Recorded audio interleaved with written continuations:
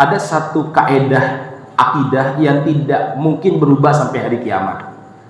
Kaedah itu disebut dengan akidah al-wala wal bara. Itu nggak pernah berubah. Bahwa dalam kehidupan kita ini ada kawan yang wajib kita berikan loyalitas, kita bela dia sampai mungkin mengorbankan nyawa kita. Sebagaimana kita membela kaum muslimin yang ada di Palestina dan di negara-negara lainnya, atau kita membela kehormatan diri kita atau kehormatan keluarga kita. Kemudian ada barok, ada fakta bahwa pasti ada orang yang musuhi kita dan ada orang yang kita musuhi dalam makna karena dia menentang Allah dan Rasulnya. Itu sebuah kaidah yang tidak mungkin berubah, jemaah sekalian.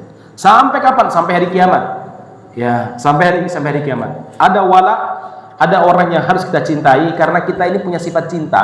Maka harus ada makhluk atau objek yang kita cintai, itu harus ada.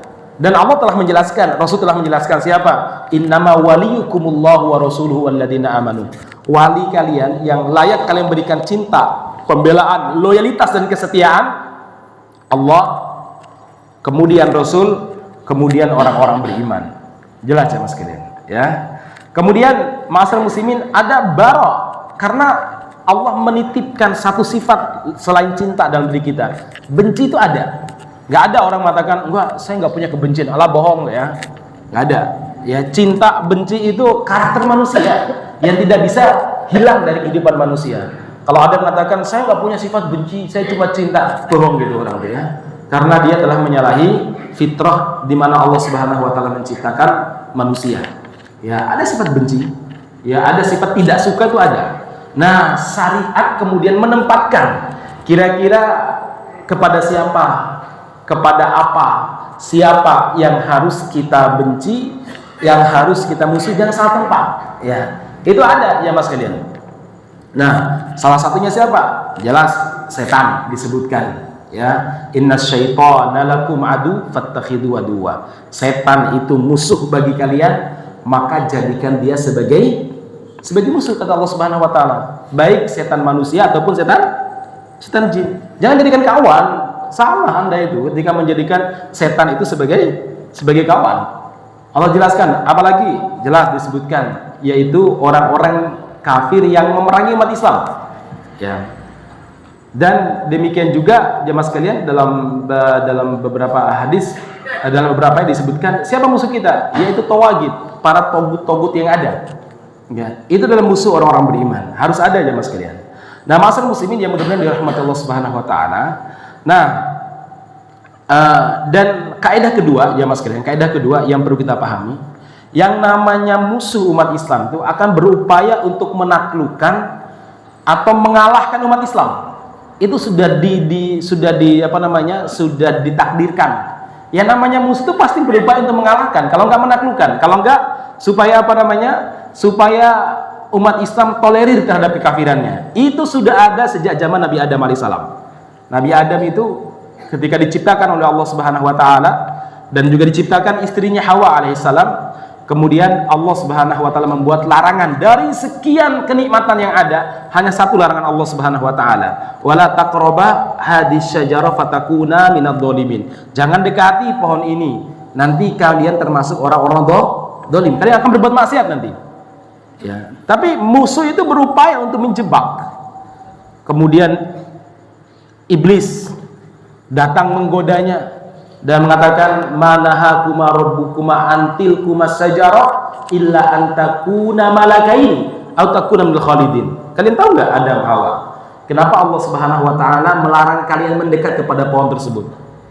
Sebenarnya loh ya, adalah agar kalian tidak naik derajat menjadi malaikat. Jadi kalau kalian datang nanti naik derajat jadi malaikat, atau agar kalian tidak termasuk orang-orang kekal di surga ini. Nanti supaya kalian gak kekal, maka kalau kalian ingin kekal, dekat itu syajaratul khuldi, pohon yang menyebabkan kamu itu bisa kekal, bisa naik derajatnya menjadi malaikat. Coba, ini perang narasi gitu. Ini perang narasi. Allah mengatakan, ini jangan dekat, kamu orang dolim, kamu akan berbuat maksiat. Tapi narasi setannya apa? Narasi iblis, enggak, kamu jadi malaikat nanti. Kamu akan menjadi ya, orang yang kekal di surga. Kemudian ketika Allah mengatakan, wahai Adam, wahai Hawa, ini setan adalah musuh nyata bagi kalian. Setan merubah kalimat itu.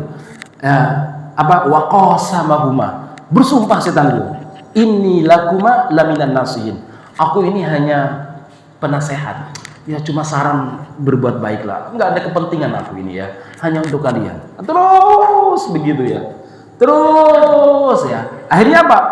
Mau tidak mau, bukan mau tidak mau, sadar tidak sadar, Adam dan Hawa pun mendekatinya, dan Allah Subhanahu wa Ta'ala kemudian menghukum mereka. Salah satunya dihilangkan pakaian-pakaian surga yang indah yang selama ini mereka pakai, kemudian mereka terpaksa mengambil dedaunan untuk menutupi aurat mereka. Jemaah sekalian, jadi sekali lagi, musuh itu pasti akan melakukan demikian, apapun cara mereka. Untuk apa? Untuk menghancurkan, menaklukkan umat Islam. Ini kaedah ya mas, kaedah sejak dulu. Kalau Anda tidak sadar dengan kaedah ini, maka kita akan terjebak dalam permainan musuh, terjebak dalam konspirasi mereka. Ya. Dan cara pertama mereka untuk menghancurkan umat Islam dan menyesatkan umat Islam adalah apa? Harbul mustalahat, kata para ulama. Itu apa? Perang narasi ataupun perang istilah. Perang narasi kalau bahasa sekarang. Bagaimana sesuatu yang buruk dinarasikan baik dengan membuat istilah-istilah, dan bagaimana yang baik menjadi buruk dibuat istilah-istilah. Itu sudah ada sejak zaman Nabi Adam tadi ya. Narasi iblis melawan narasi Allah Subhanahu wa Ta'ala. Berhasil narasi dia. Ya, berhasil narasinya. Kemudian pada zaman nabi-nabi berikutnya sama, mereka menarasikan dengan narasi yang buruk. Nabi Ibrahim dinarasikan sebagai orang jahat yang tidak hormat kepada tradisi dan budaya. Akhirnya apa? Nabi Ibrahim menjadi musuh bangsa saat itu. Kemudian beliau dibakar dan diusir. Nabi Musa, luar biasa. Satu nabi yang sering terulang kisahnya itu Nabi Musa. Kenapa para ulama mengatakan? Karena satu, Musa dan Fir'aun itu adalah apa? Potret yang paling lengkap permusuhan antara wali Allah, wali setan tuh. Potret yang paling utuh itu siapa? Nabi Musa dan Fir'aun. Satu. Yang kedua, kata para ulama, bahwa Musa itu, maksudnya generasi Musa itu akan muncul di setiap zaman. Sebagaimana diktator Fir'aunisme itu akan muncul setiap zaman. Dua. Tiga. Karena cara-cara Fir'aun membungkam kebenaran ya akan di-copy paste oleh Fir'aun berikutnya kepada generasi Musa berikutnya. Akan di-copy paste. Buktinya Rasulullah menyebut Abu Jahal sebagai Fir'aunu hadir ummah. Ini Fir'aunnya umat ini. Maka kewajiban kita sekarang adalah apa? Satu, melihat mana kelompok Musa zaman milenial dan mana kelompok Fir'aun. Kita harus memastikan bahwa kita di barisan Musa. Sebagaimana kita harus memastikan bahwa yang kita musuhi itu adalah barisan Fir'aun. Musuh dalam makna menolak ya, bukan musuh dalam makna harus memerangi. Istilah musuh itu tidak identik dengan perang loh jamaah sekalian. Ya, Nabi Musa itu tidak langsung memerangi Fir'aun, dakwah dulu maksud saya. Ya. Harus jelas supaya kita tidak terjerembab dalam narasi Fir'aun. Ya, jangan sampai kita terjerembab dalam narasi Fir'aun. Fir'aun itu Masya Allah ya, narasi dia itu apa coba untuk memerangi? Ini perang narasi pertama kali. Sekali lagi saya sampaikan bahwa pertama kali yang dilakukan oleh musuh-musuh Islam dari zaman dulu sampai zaman nanti adalah perang narasi. Menarasikan kejahatan sebagai kebaikan, kebaikan sebagai kejahatan, pembawa kebaikan, penyebar kebaikan sebagai pembuat kerusakan, dan pembuat kerusakan sebagai orang-orang yang berusaha berbuat baik. Itu narasi jamaah sekalian. Kenapa demikian? Begini, mereka itu butuh support dari masyarakat. Mereka itu butuh legitimasi. Kalau bahasa sekarang, apa legitimasi itu? Pengesahan dari masyarakat, dari bangsa untuk memerangi kebenaran. Sebelum mereka memerangi secara fisik, sebelum mereka memenjarakan, sebelum mereka membunuh, sebelum mereka mempressure, itu butuh dukungan masyarakat jemaah sekalian.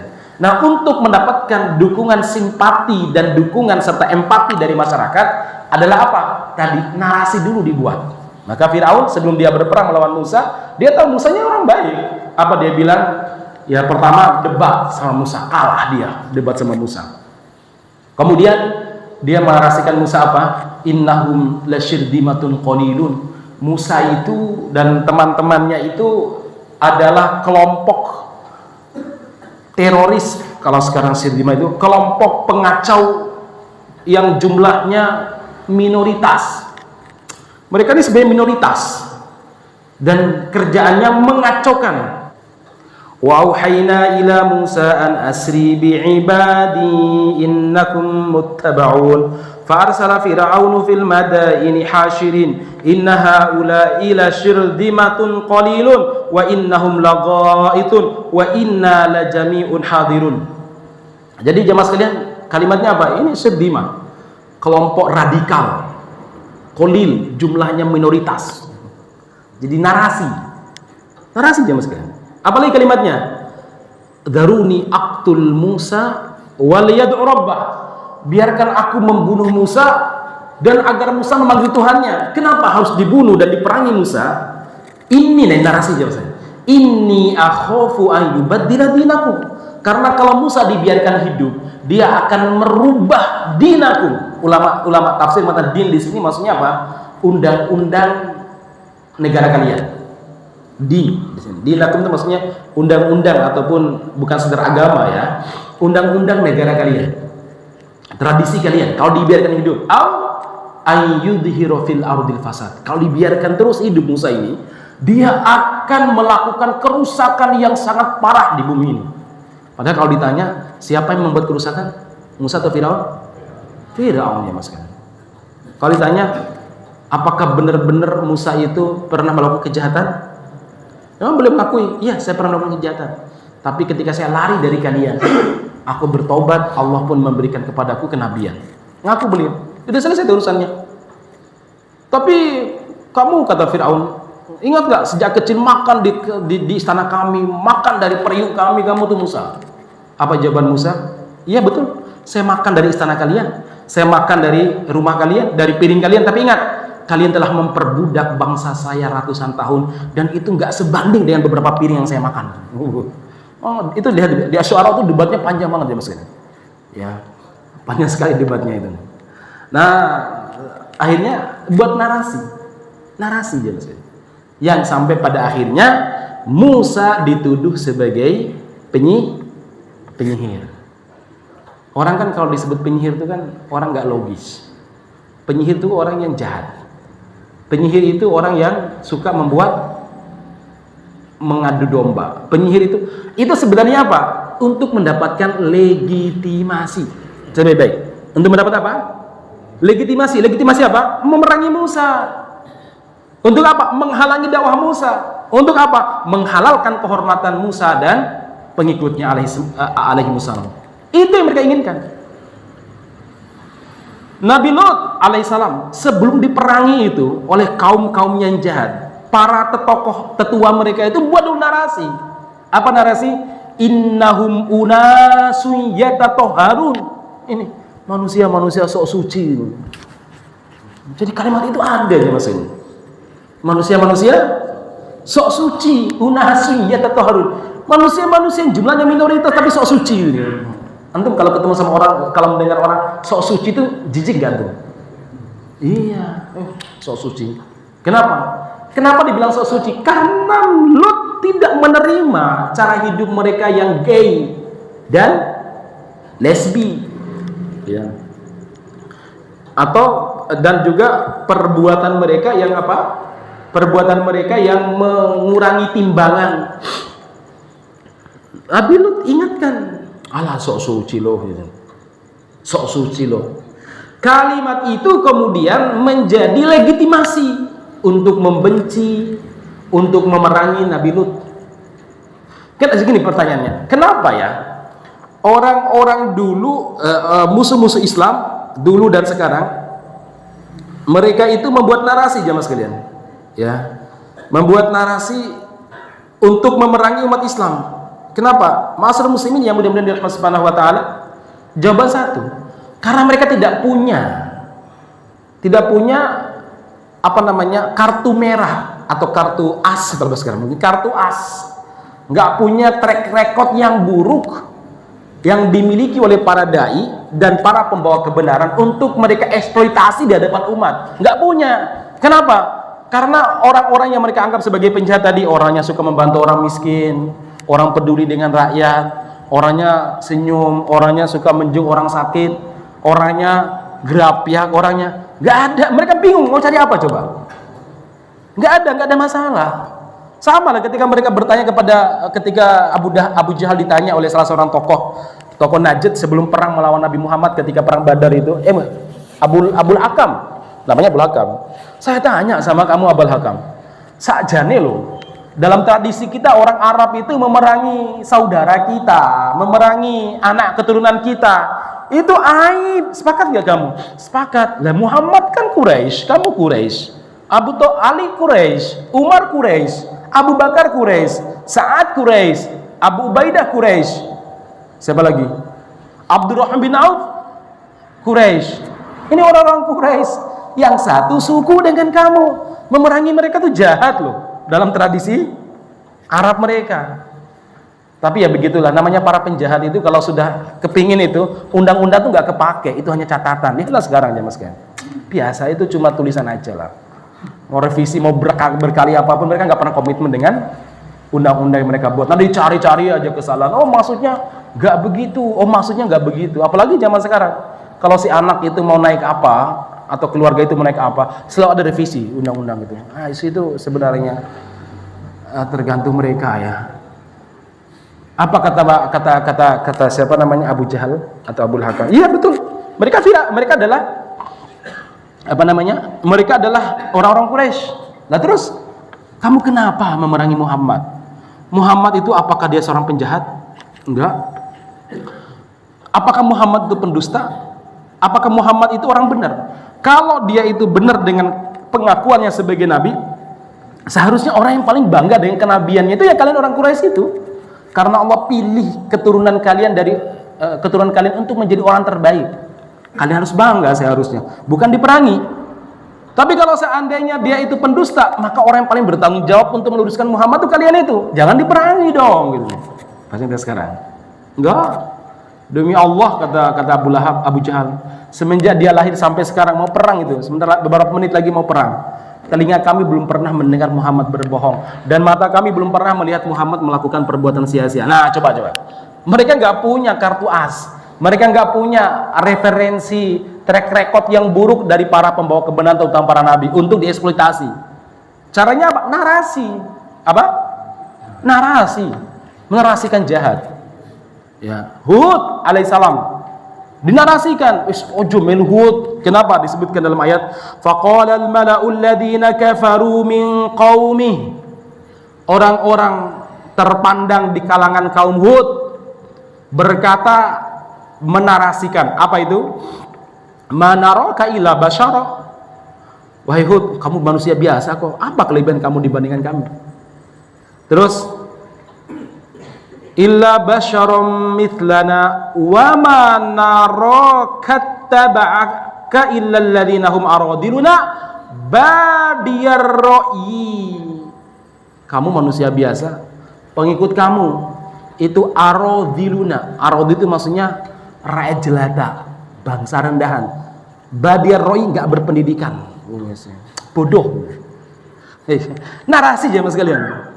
Kan orang tuh nggak keren kan ikut orang bodoh kan, nggak keren kan punya komunitas yang terbelakang deso kan, nggak keren kan. Badiyar ro'i, arodiruna badiyar ro'i. Terus disebutkan wa ma nara lakum alaina min fadlin bal nadunnukum kadibin. Nggak ada kelebihan yang kalian miliki, harta nggak juga. Intelektual kami pintar-pintar orangnya.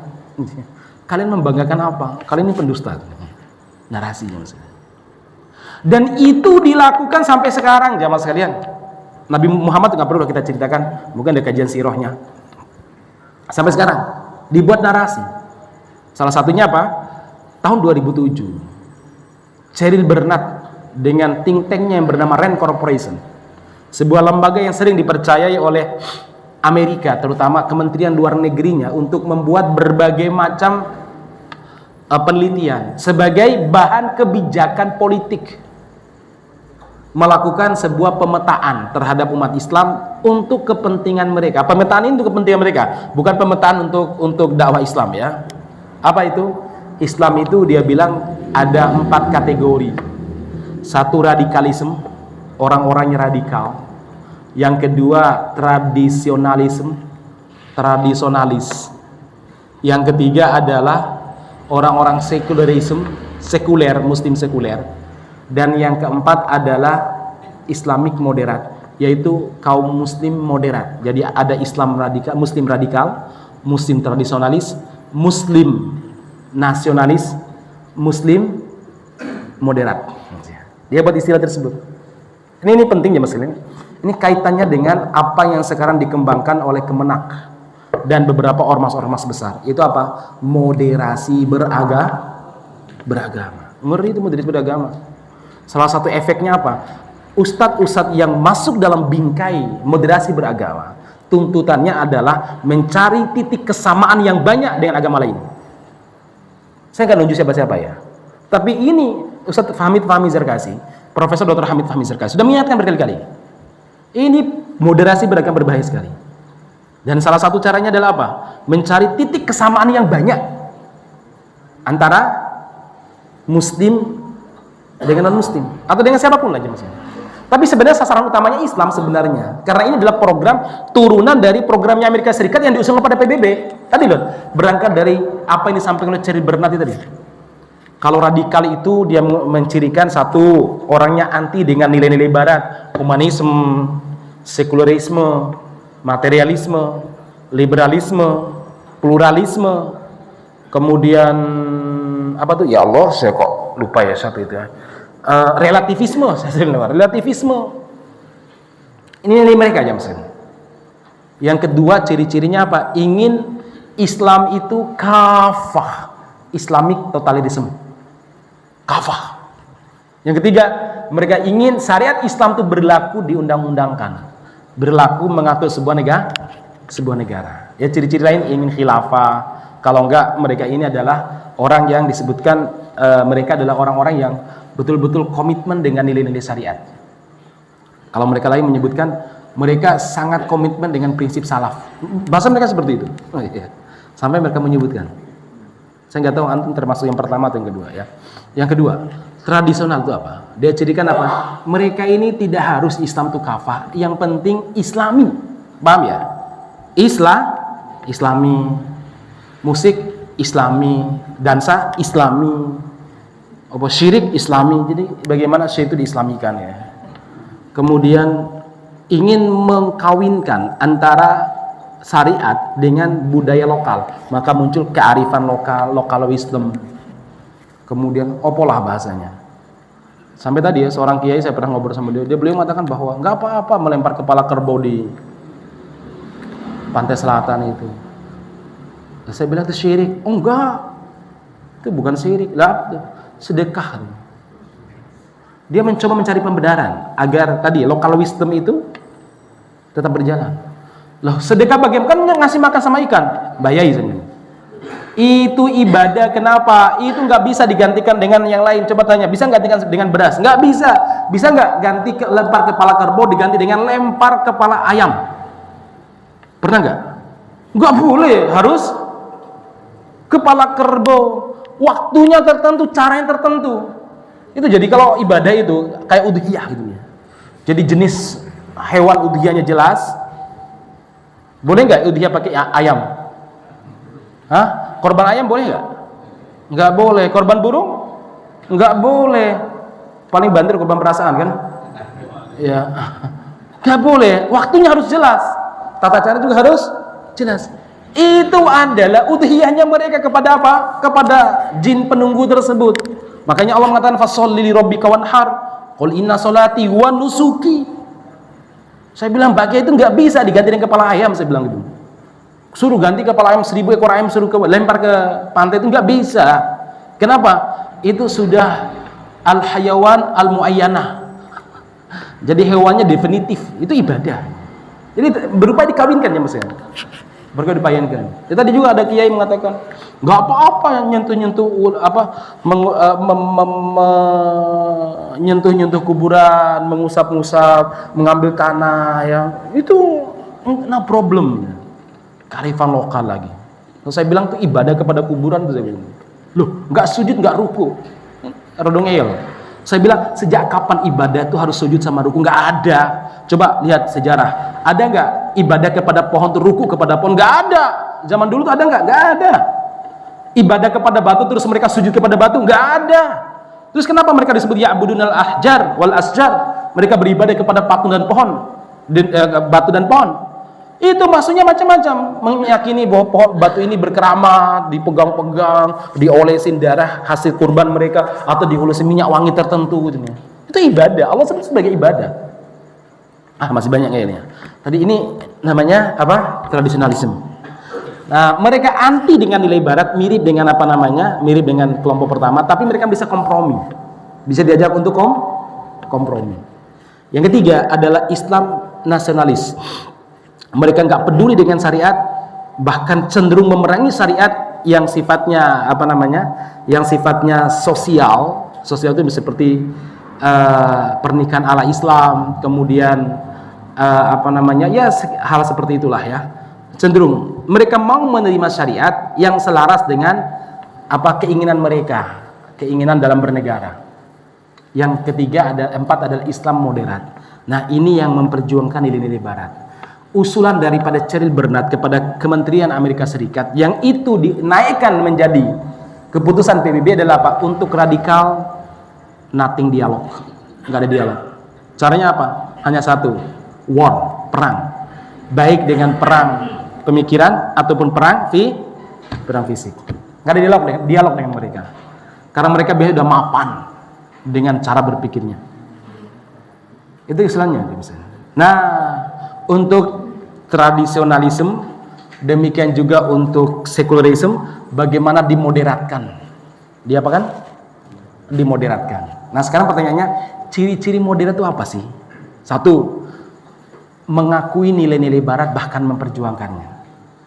Jadi syariat Barat, akidahnya itu. Sekularisme, liberalisme, apalagi tadi? Pluralisme. Kemudian relativisme, kemudian feminisme, humanisme, itu mereka perjuangkan. Ini namanya moderat. Yang ketiga, moderat itu nggak fanatik terhadap agamanya. Anda tahu definisi fanatik mereka? Fanatik definisi mereka tidak meyakini kebenaran agamanya mutlak. Ya, kalau antum bilang jangan fanatik, itu maksudnya antum jangan meyakini agamamu paling benar, itu jangan fanatik. Antum jangan dikit-dikit.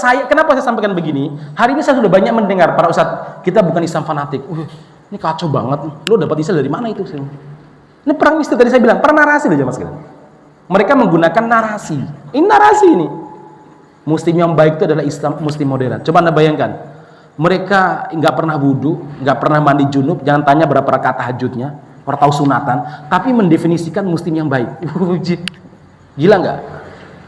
Antum harus ikut definisi mereka. Jadi bukan definisi Imam Syafi'i, bukan qala Allah, qala Rasul, tapi qala ilmaniyun, ya. Qala orang barat, qala profesor fulan, qala peneliti fulan. Antum sekali lagi ya, disuruh untuk belajar agama kepada orang yang nggak pernah mandi junub. Orang yang toharo aja nggak jelas. Itu program sekarang jemaah sekalian, yang sekarang sedang dijalankan.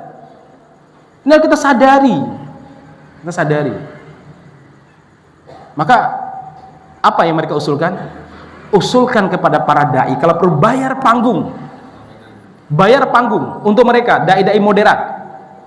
Usulkan mereka untuk apa? Untuk terus mengajarkan nilai-nilai universal dan menjauhkan titik perbedaan. Apa nilai universal? Mohon maaf, bukan berarti salah, saya juga mengajarkannya. Apa nilai universal itu? Hormat, saling berbagi, kemudian mencintai orang-orang miskin, mencintai orang tua. Saya tanya, kira-kira itu tanpa dalil Al-Quran As-Sunnah itu mungkin gak orang tahu itu baik? Mungkin. Kata universal. Kira-kira orang Kristen, Katolik, Protestan dan sebagainya suka nggak dengan tadi?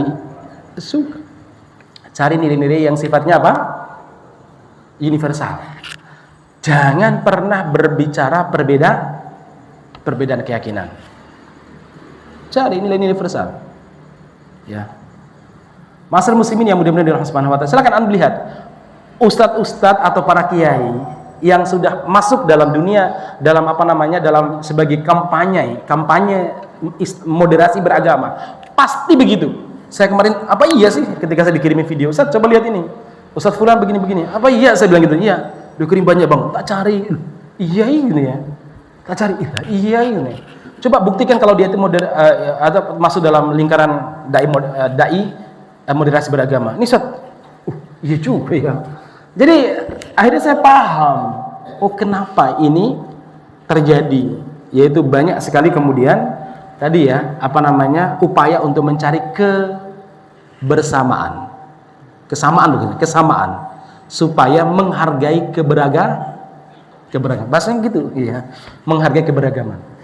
Sebenarnya kita nggak perlu belajar dari mereka. Kenapa? Rasul itu sudah mengajarkan bagaimana mencari kesamaan, tapi dalam rangka dakwah. Qul ya ahlal kitabi ta'alau ila kalimatin sawa'im bainana wa bainaka. Ahlul kitab, Yahudi sini, Nasrani sini. Kita pegang kalimatun sawa.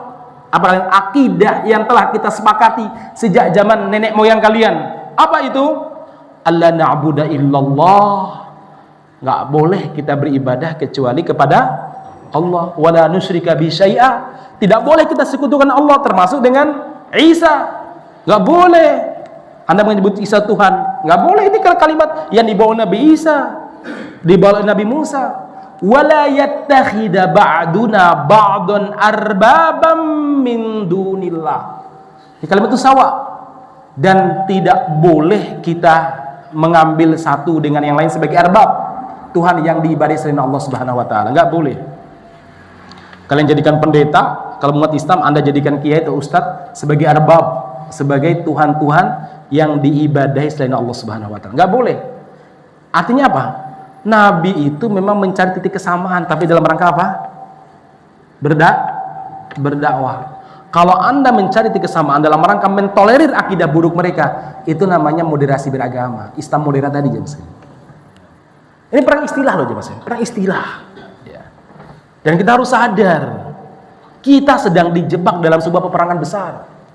Itu apa? Perang melawan Islam. Kok tahu Ustaz? Ustaz jangan main apa istilah sekarang itu? Terlalu apa sih istilahnya itu? Ekstrim, bukan ekstrim. Istilahnya itu konspirasi. Wah itu apa namanya? Itu hanya konspirasi aja, itu teori konspirasi. Bukan teori konspirasi, mereka punya buku, mereka punya catatan. Setelah runtuhnya Uni Soviet sebagai musuh bebuyutan Barat, mereka itu mendefinisikan musuh baru kira-kira siapa? Ya. Pertama mereka menyebut Islam. Oh, enggak semua umat Islam, buktinya di negara kita. Oke, Islamic law, syariat mereka yang punya komitmen dengan syariat Islamnya. Oh enggak juga, diteliti lagi. Oh tadi Islam modern, Islam radikal. Mereka teliti lagi. Radikal itu ciri-cirinya apa? Maka sebutkan, oh spesifik pada Salafi jihadi ya dan lain sebagainya. Itu sebenarnya sekali lagi jemaah sekalian, ini bukan teori konspirasi. Mereka yang menulis dan usulan itu mereka bawa sebagai proposal ke Amerika Serikat dan mereka jadikan proposal ke PBB sebagai program yang diturunkan kepada negara-negara yang menjadi anggota PBB. Ya. Lalu ada PVA namanya, Preventive Violent Extremism. Intinya itu Islam, menyerang Islam intinya. Sikap ekstrim. Bukan. Jadi ada moderat, ada lawan daripada moderat apa? Ekstrim. Apa ekstrim? Tadi mengaku bahwa dia paling benar agamanya. Tidak mau menerima tafsir agama dari kelompok lain. Bahasanya ngono ya, Pak. Kita ya apik loh, tapi itu kata Allah Subhanahu wa taala, zukhrufal qauli gurura. Kalimat indah tapi menipu kata Allah Subhanahu wa taala. Itu kan cara setan menyesatkan begitu. Perang istilah. Perang istilah ya Mas kalian. Anda harus sadar bahwa Anda ini berada dalam posisi wala wal bara. Anda harus sadar di posisi ini loh. Kadang kita tuh nggak sadar posisi. Anda jadi pasien tapi gelaganya kayak dokter, itu kan nggak sadar posisi namanya. Anda jadi makmum tapi laganya kayak imam, ngatur sana ngatur sini, akhirnya jamaahnya kacau, bubrah. Ya. Sadar posisi jamaah sekalian. Posisi kita sekarang menjadi objek yang diperangi oleh mereka. Nason dari nas Al-Quran maupun hadis, waqian maupun realitas sekarang, demikian juga jamaah sekalian, syahadatut tarikh, bukti sejarah sudah ada, dan juga ma'asyiral muslimin min afwahihim, dari mulut mereka. Mereka udah tulis, mereka udah ucapkan. Terus Anda bilang saya ini terlalu percaya dengan teori konspirasi. Ya, di mana konspirasinya? Ini faktanya. Ma'asyiral muslimin yang mudah-mudahan dari Allah Subhanahu wa taala. Kalau Anda tidak sadar dengan cara berpikir seperti ini, kita akan terjerembab. Akhirnya ikut arus. Sing rame opo yo? Ya, oh sing rame ketua iki. Oh yo. Sampai mohon maaf, kadang ustadz-ustadz yang gak jelas pun dijadikan sebagai referensi itu. Nggak bisa baca Al-Quran. Sampai Habib yang nggak bisa baca kitab pun jadi referensi itu. Megang buka kitab aja kebalik ini. Bacanya Anda jangan kira-kira jer, majrur, ataukah mungkin mansub, nasab, atau udah kacau. Ma'asyiral muslimin yang mudah-mudahan dirahmati Subhanahu wa taala. Inilah satu hal yang perlu saya sampaikan, bahwa kita sadar posisi. Ini barat sudah menyatakan permusuhan kepada umat Islam, yaitu Islam radikalisme atau Islam ekstrim. Dan program yang mereka lakukan sekarang itu bagian daripada tadi memoderatkan Anda. Memoderatkan Anda. Ya. Memoderatkan Anda itu ya tadi, bagaimana Anda menerima perbedaan agama yang ada, dalam makna Anda tidak boleh melakukan amar ma'ruf nahi mungkar. Jadi orang kalau sudah menerima moderasi beragama, Anda nggak boleh amar ma'ruf nahi mungkar. Saya tanya, kira-kira kemungkaran, kira-kira mengatakan Allah punya anak itu mungkar apa tidak mungkar? Anda nggak boleh menyampaikan itu. Kira-kira jamaah sekalian, buka aurat itu mungkar apa tidak mungkar? Anda nggak boleh. Itu persis sebagaimana pada zaman Nabi. Pada zaman, lebih parah lagi, ada seorang ustadz yang mengatakan bahwa moderasi beragama ini sudah dilaksanakan oleh Nabi. Jangan, kacau banget, itu ada tuh. Udah dilaksanakan oleh Nabi katanya. Mungkin dia nggak paham arti moderasi beragama dan apa tujuannya. Makosidnya nggak tahu dia itu. Taunya istilah aja, istilah itu indah, moderasi beragama. Nggak tahu jamaah sekalian. Dan ini menjadi program resminya Kemenak. Ma'asyiral muslimin, pada zaman Nabi itu pernah ya orang-orang musyrik seperti itu. Apa mereka lakukan? Mereka bilang, Muhammad, gimana gini? Siapa tahu di agama kami ya enak benernya, agama kamu juga mungkin ada benernya. Bagaimana kalau begini aja? Kita barteran. Kita toleransi tapi barteran. Gimana? Na'budu ilahaka sanah wa ta'budu ilahana sanah. Kamu masuk agama kami, beribadah dengan cara agama kami setahun, dan kami akan beribadah dengan cara beragama kamu setahun. Kalau kami merasa nyaman dengan agamamu, kami lanjutkan sebagai muslim. Kalau kamu sudah tidak merasa nyaman dengan agama kami, minimal kamu sudah merasakan bagaimana beragama kami. Model-modelnya gitulah, moderasi beragama. Ya. Gimana Muhammad? Enggak usah banyak-banyak. Kamu enggak harus nyembelih depan patung. Kamu tidak harus mencium patung. Kamu tidak harus melumuri darah sembelihan kepada patung-patung kami atau kepada hewan-hewan kami, kepada berhala-berhala kami. Enggak harus Muhammad. Cukup apa? Nabi Muhammad hanya cukup menyentuh hubal. Menyentuh hubal. Kapan? Ketika Nabi Muhammad tawaf. Jadi ini Ka'bah tas hitam ya. Ini hubal diletakkan di samping Ka'bah. Orang dulu kalau tawaf begini, labbaik Allahumma labbaik, labbaik ya Uzza laka labbaik, labbaik ya Manat. Nah, pas dekat hubal sentuh, labbaik ya hubal laka labbaik.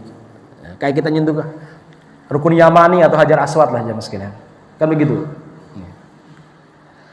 Nabi Muhammad tidak. Nabi Muhammad tuh lewat sini, labbaik Allahumma labbaik, labbaik la syarika laka labbaik. Enggak pegang, mereka tersinggung. Kalau masa cuma ngono wae orang gelem loh Muhammad itu. Nah, cuma nyentuh tok loh. Muhammad, udahlah setahun kamu kayak ngono, kalau pas tawaf mbok pegang Tuhan kamu. Jadi Nabi itu enggak disuruh sujud ruku, enggak, cuma lames. Istislam, cuma pegang aja. Apa jawaban Nabi? Karena Nabi berpikir ini ringan. Toh siapa tahu mereka bisa masuk Islam. Rasulullah mengatakan, antadiru amro robbi, saya tunggu keputusan Allah. Siapa tahu bisa. Saya tunggu keputusan Allah. Apa yang terjadi? Qul ya ayyuhal kafirun. Allah menurunkan ayat itu. Katakan wahai orang-orang kafir, la a'budu ma ta'budun. Aku tidak akan beribadah itu gini. Megangnya itu ibadah yang dimaksud dalam ayat tersebut itu, apalagi ibadah lain, sujud ruku, salawatan di gereja. Bawa patung Bunda Maria diarak, apa istilahnya? Konvoi sambil sholawatan. Pas acara perayaan Imlek datang ke patut Cina, sholawatan. Allahumma sholli ala mu. Sopo sing ngajariku. Lah iki lho nyentuh aja enggak boleh lho maksudnya. Qul ya ayyuhal kafirun la a'budu ma ta'budun wala antum abiduna ma a'bud. Ustaz kan enggak nyentuh. Itu lebih parah malahan itu. Pas ibadah mereka lagi. Baik Mas kalian. Enggak jadi dari Ibnu Soyad. Ini lebih penting dari Ibnu Soyad. Ya. Saya kira ini perlu sampaikan, mudah-mudahan berikan manfaat kepada saya dan antum semuanya. Cobalah jemaah sekalian, kita ini sadar posisi kita sedang diapain, biar kita berdakwah tidak di ruang kosong, kita berjuang bukan di ruang kosong. Ya, kita bisa memposisikan diri, sekaligus kita bisa memetakan apa yang perlu kita lakukan, materi-materi apa juga yang penting kita sampaikan kepada umat. Ya. Barakallahu fikum, jazakallahu khairan. Mohon maaf kalau ada yang kurang berkenan. Saya akhiri sampai di sini. Assalamualaikum warahmatullahi wabarakatuh. Waalaikumsalam.